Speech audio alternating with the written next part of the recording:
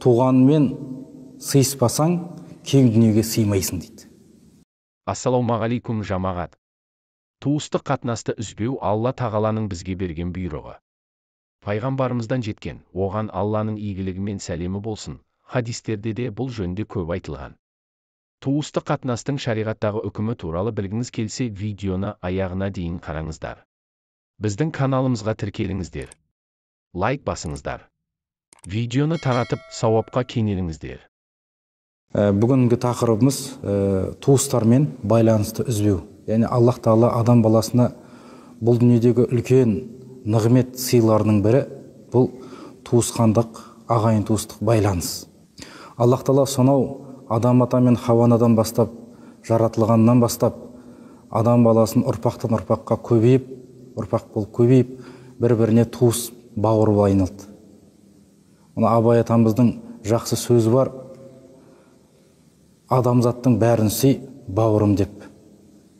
Себебі бұл сөздермен туысқандық байланыс өте маңызды екендігін түсінеміз. Мына Құран-ы Кәрімде Аллах Тағала «Ваттақуллаху ләзи тасаалуна бихи вал архам» туысқандық байланысты үзуден сақтаныңдар дейді. Енді туысқандық байланыс дегеніміз не? Оны қалай түсінеміз дейтін болсақ, ол қазіргі уақытта олар туыстарымыздың үйлеріне барып тұру, оларға телефон соғу, оларға хат жазу, ағайын туысқанның хал жағдайын сұрау, қиын уақытта оларға қиыншылығын бөлісу, қуанышына бірге қуану, шақырған жерлеріне, тойларына бару деп түсінеміз. Енді пайғамбарымыз саллаллаху алейхи өзінің хадисінде айтылғандай, аршта жазылған дейді, ілініп жазылған, ол жерде кім туысқандық байланысты нығайтатын болса, оны үзбейтін болса, Алла Тағала олмен байланысты үзбейді дейді. Ал енді кім туысқандық байланысты үзген болса, Алла Тағала сол пендесімен байланысын үзеді дейді. Мына қазақта жақсы сөз бар: ағайын тату болса ат көп, абысын тату болса ас көп дейді. Яғни біздің ағайыншылығымыздың тату болуы бұл біздің өмірімізге, дүниемізге, малымызға береке кіруінің бір себебі. Себебі пайғамбарымыз саллаллаху алейхи уассалам өзінің хадисінде айтқандай, кім Аллаға және ақырет күніне иман келтірген болса, ол қонағын құрметтесін. Кім Аллаға және ақырет күніне иман келтірген болса, туысқандармен байланысын үзбесін деп пайғамбарымыз саллаллаху алейхи уассалам бізге хабарлаған. Енді біздер туысқандарымызбен жақсы қарым-қатынас жасайтын болсақ, ең бірінші қуанатын адам ол бірінші біздің әке-шешеміз, ата-анамыз. Ал енді пайғамбарымыз саллаллаху алейхи уассалам ата-ананы разы болу турасында көптеген хадистер айтқан, оларды разы қылу жәннатқа апаратын жол екендігін айтқан.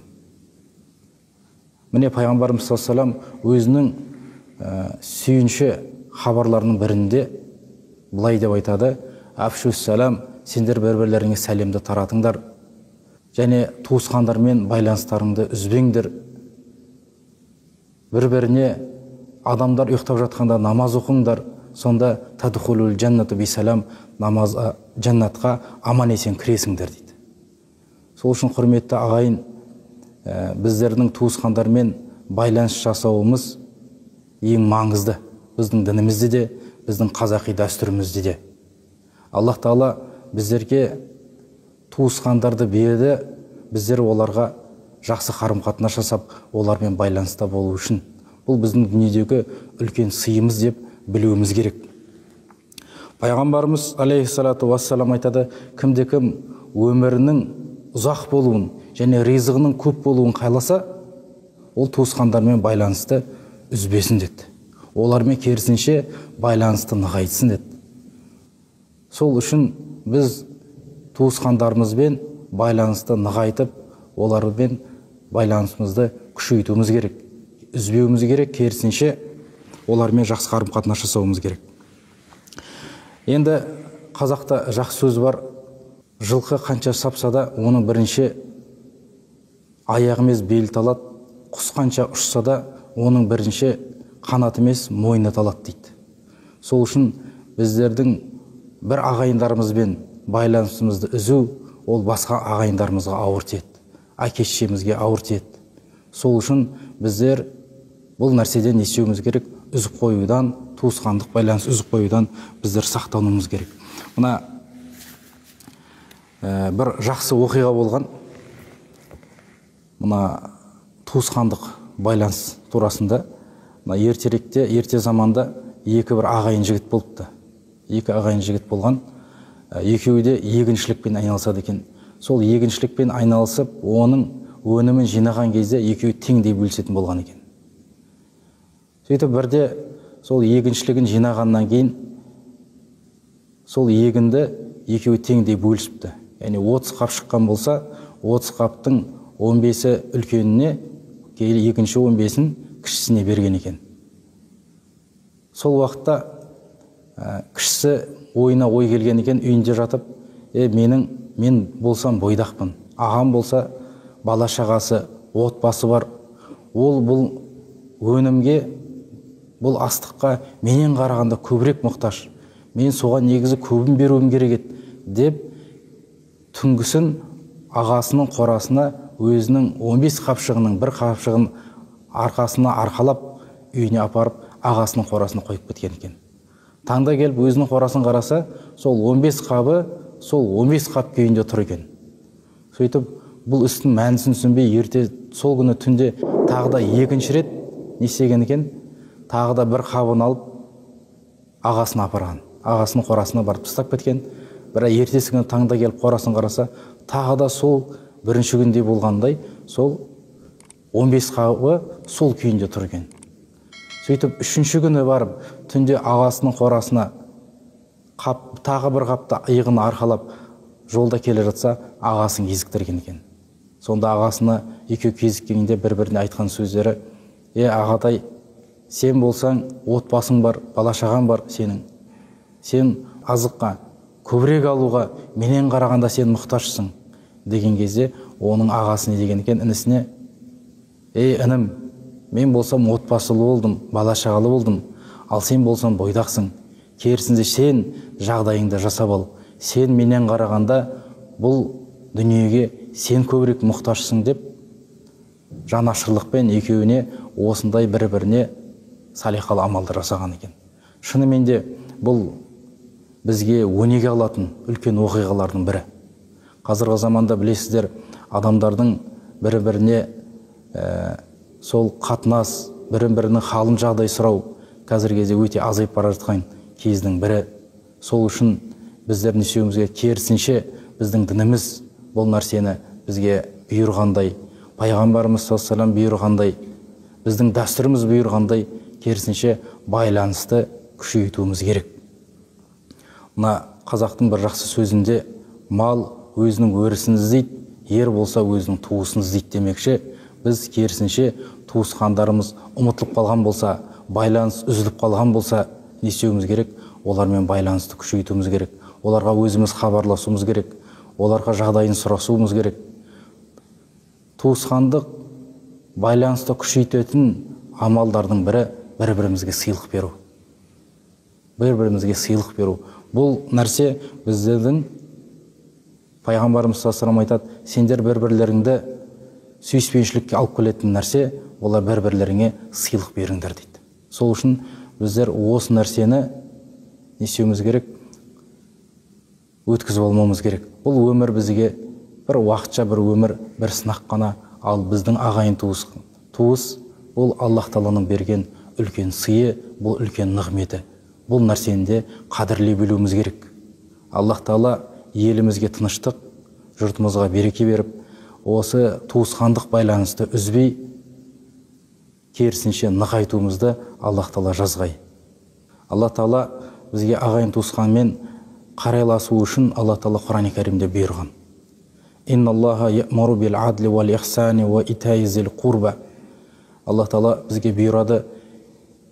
Бірінші Аллах Тағаланың бұйырғаны: маған не істеңдер? Құлшылық қылыңдар, әділдікті сақтаңдар, әке-шешеге жақсы қарым-қатынас жасаңдар, туысқандық байланысты үзбеңдер дейді. Себебі бұл туысқандық қарым қатынас бұл Аллах Тағаланың бұйрықтарының бірі. Уақада раббукумуллаху. Аллах Тағала не дейді? Мен бірінші сендерге бұйырамын маған құлшылық қылуды, әке шешелеріңе жақсылық жасауды және туысқандық қатынасты үзбеуді Аллах Тағаланың өзі бізге бұйырған екен. Мына пайғамбарымыз саллаллаху алейхи вассаламның заманында пайғамбарымыздың алғашқы кезінде дұшпаны болған, кейін мұсылманшылықты қабылдаған Абу Суфиян деген болды. Сол Абу Суфиян Харақлдың алдына келген уақытында сендерге сол пайғамбармын деп айтып жүрген Мұхаммад саллаллаху алейхи вассаламды сендерге не нәрсені бұйырады деген кезде ең бірінші айтқан нәрсесі Абу Суфиян сол кезде мұсылман болмай тұрған өзінде айтқандығы, оның бірінші бұйыратын нәрсесі бір Аллаға құлшылық қылу және ағайын туыспен жақсы қарым қатынас жасауды ол бізге бұйырады деді. Яғни әрбір пайғамбарымыз саллаллаху алейхи вассаламның сөзінде бірінші Аллаға иман келтіру болатын болса, кейін ағайын туысқанмен қарым қатынас жасауды айтқан. Және Құран-ы Кәрімде де Аллах Тағала бір емес бірнеше аяттарда ағайын туысқандармен қарым қатынас жасауды айтқан.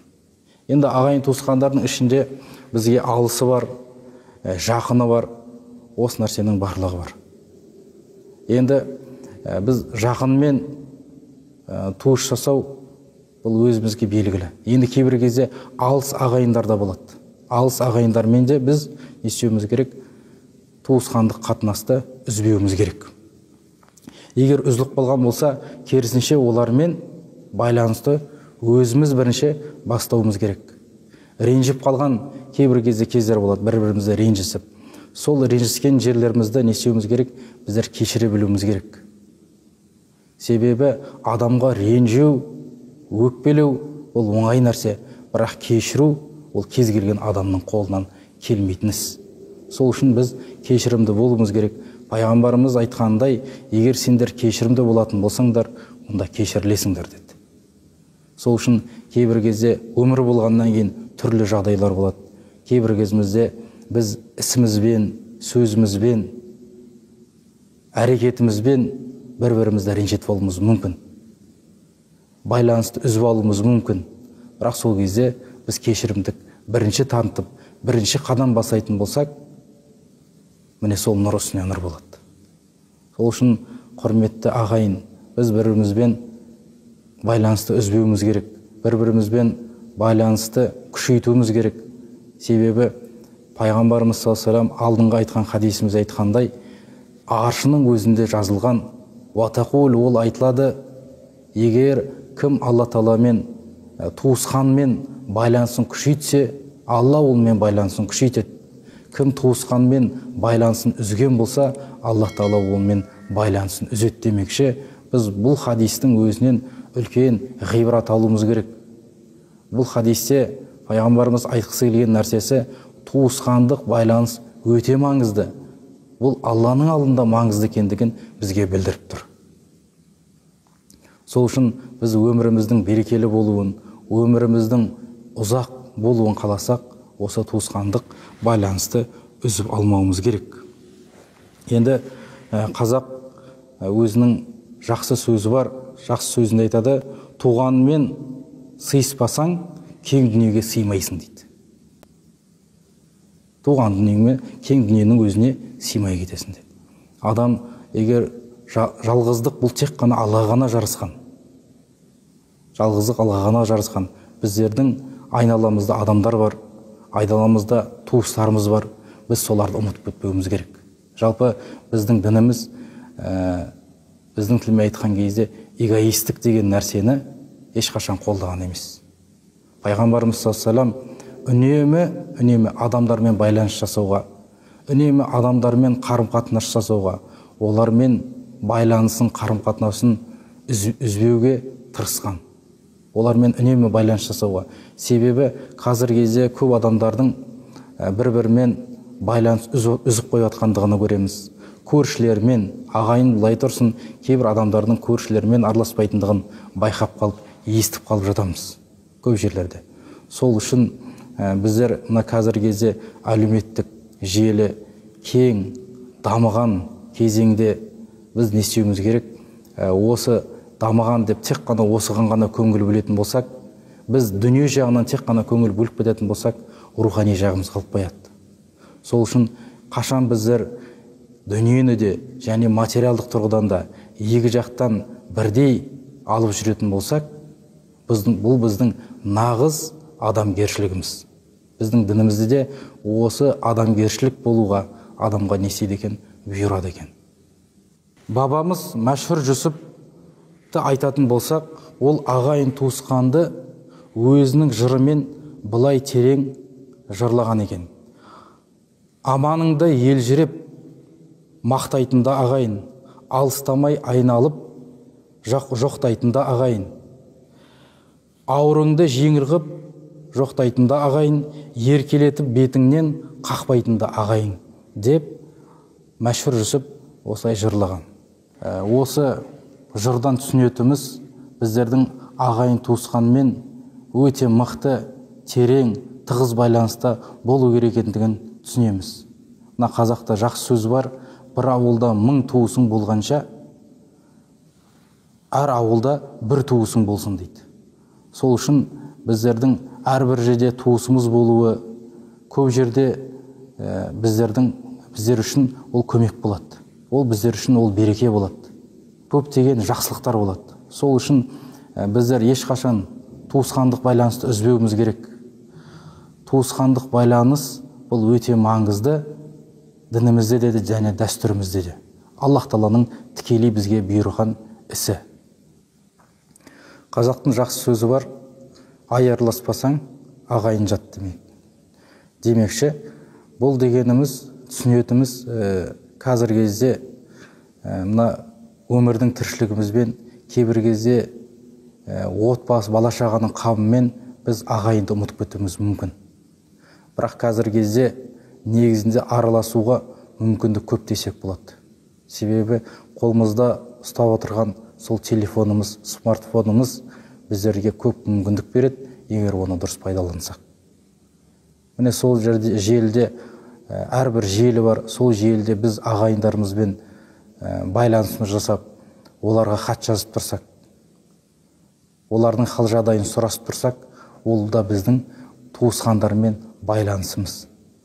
Өйткені ерте заманның өзінде қазақ халқы бұндай жеңіл байланыс болмаса да, оларға арнайы өздері зират қылып барып тұрған екен. Сол үшін қазіргі кездегі біздің жастарымызға үлкен тәрбиелердің бірі бұл біздің ағайындарымызбен қарым-қатынас жасау. Бұл атадан мұраға келе жатқан үлкен үрдіс десек болады. Осы нәрседен біз қалыс қалмауымыз керек ағайын.